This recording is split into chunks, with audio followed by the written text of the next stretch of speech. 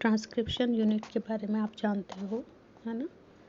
Transcription unit के अंदर promoter, terminator और स्ट्रक्चरल जीन, तीन चीज़ होती है ना। What is a promoter?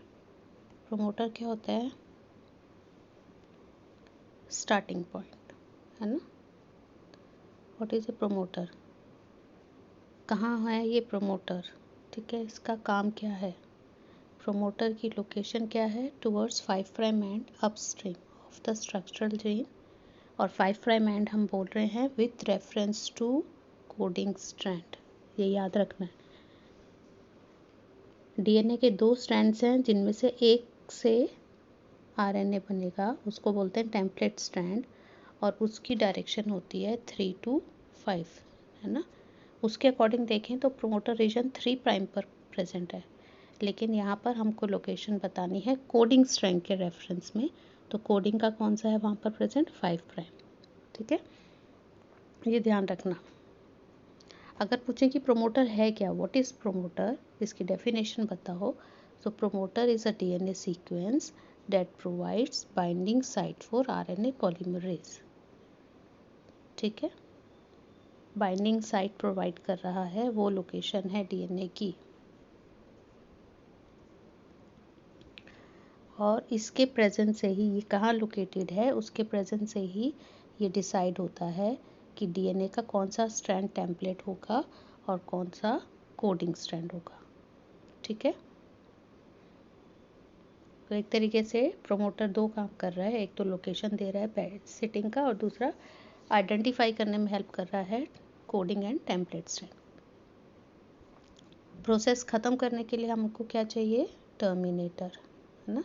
Terminator की लोकेशन कहाँ है? अपोजिट है प्रमोटर से।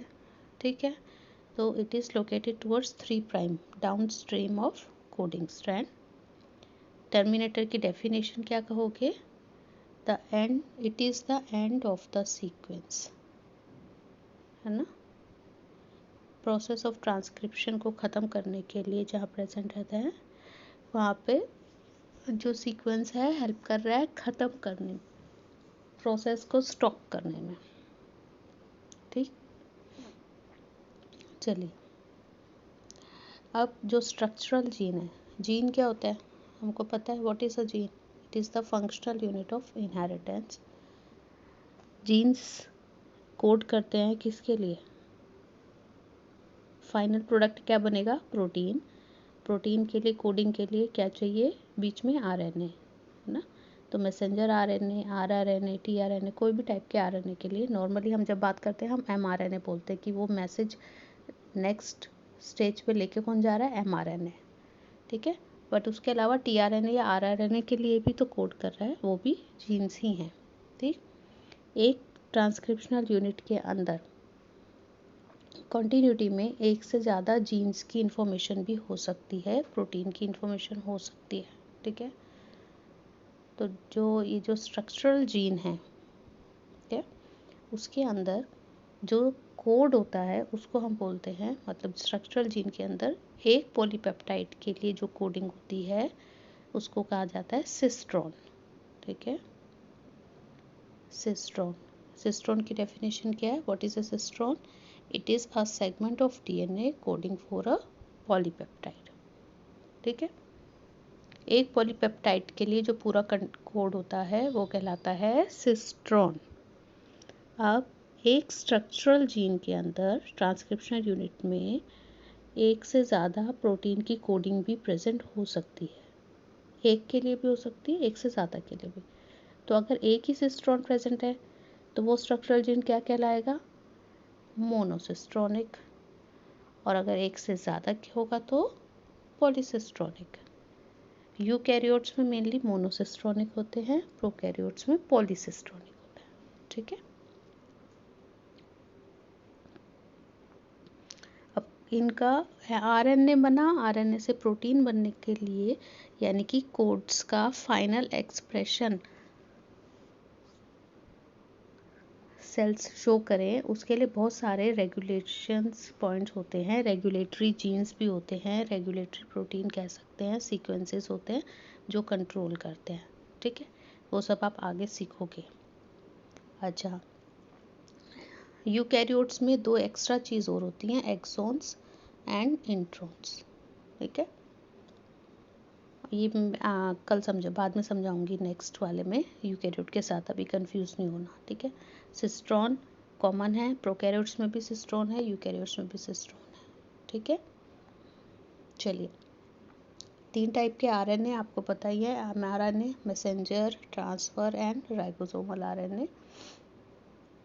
ये सब मिलकर प्रोटीन फॉर्मेशन में, ट्रांसलेशन में हेल्प करते हैं।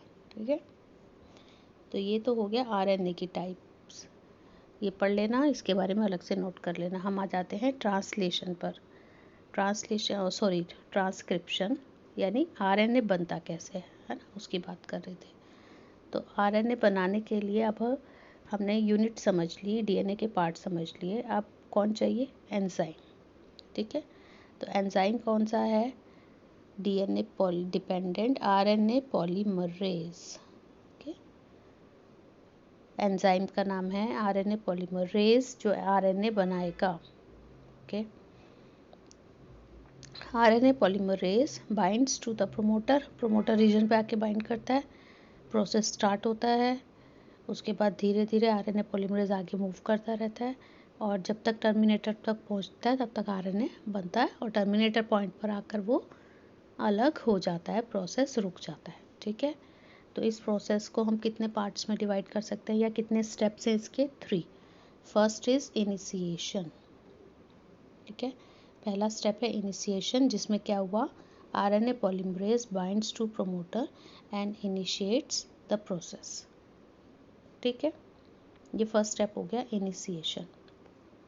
ये देखो, अब आप पिक्चर से समझ लो इसको। ये आपको डबल स्ट्रैंडेड डीएनए दिखाया हुआ है, एक ब्लू स्ट्रैंड है और एक रेड स्ट्रैंड है। जो रेड वाला स्ट्रैंड है वो टेम्पलेट स्ट्रैंड है। ठीक है, ब्लू कोडिंग स्ट्रैंड है। टेम्पलेट स्ट्रैंड पे प्रोमोटर रीजन आके बाइंड हुआ, ये फर्स्ट स्टेप हो गया initiation. RNA polymerase binds at the promoter region, ताकि प्रोसेस स्टार्ट हो। इनिशिएट मतलब स्टार्ट होना, इनिशिएशन हो गया। और इसको बाइंड करने के लिए हेल्प कर रहा है सिग्मा फैक्टर। ठीक है, इनिशिएशन को स्टार्ट करने के लिए सिग्मा फैक्टर है। ये हम किसकी बात कर रहे हैं, प्रोकैरियोट्स की, बैक्टीरिया की। तो सिग्मा फैक्टर हेल्प करता है, इसको कभी कभी इनिशिएशन फैक्टर भी बोल देंगे।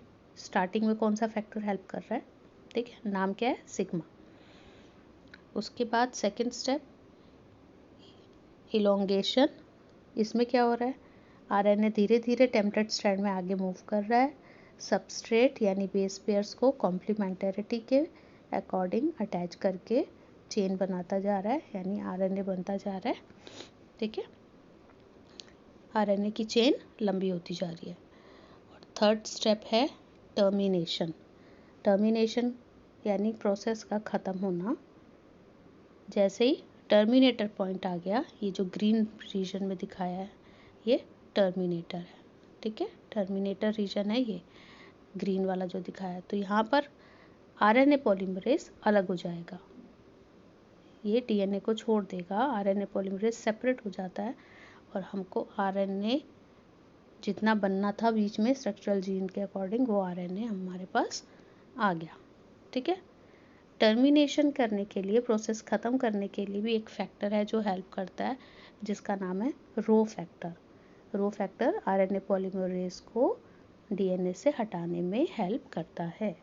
ओके, तो ट्रांसक्रिप्शन के 3 स्टेप्स हो गए, initiation, elongation and termination. Initiation क्या था, अटैचमेंट, और उसमें हेल्प किसने की थी, सिग्मा फैक्टर ने। ठीक है, इसके बाद सेकंड स्टेप आप लिखोगे इलोंगेशन। इलोंगेशन में क्या है, सबस्ट्रेट्स, फॉस्फेट जितने भी हैं बेस पेयर्स को यूज़ करके आपस में एक के बाद एक ज्वाइन करते जा रहे हैं कॉम्प्लीमेंटरिटी के फॉर्म में। This is called elongation. ठीक है, उसके बाद तीसरा स्टेप, जब आरएनए पॉलीमरेज टर्मिनेटर पॉइंट पे पहुंचता है तो वहाँ से हट जाता है। ठीक है, दिस इज कॉल्ड टर्मिनेशन। और इसमें हेल्प कौन करता है, टर्मिनेशन के फैक्टर कौन था, रो, टर्मिनेशन फैक्टर है रो और इनिशिएशन फैक्टर है सिग्मा। ठीक है, चलिए तो ये आपका हो गया, क्या सीखा आपने, transcription in prokaryotes in bacteria. Prokaryotes और यूकैरियोट्स में बेसिक स्टेप तो सेम है, लेकिन यूकैरियोट्स में कुछ अलग होता है थोड़ा, तो वो हम नेक्स्ट में देखते हैं।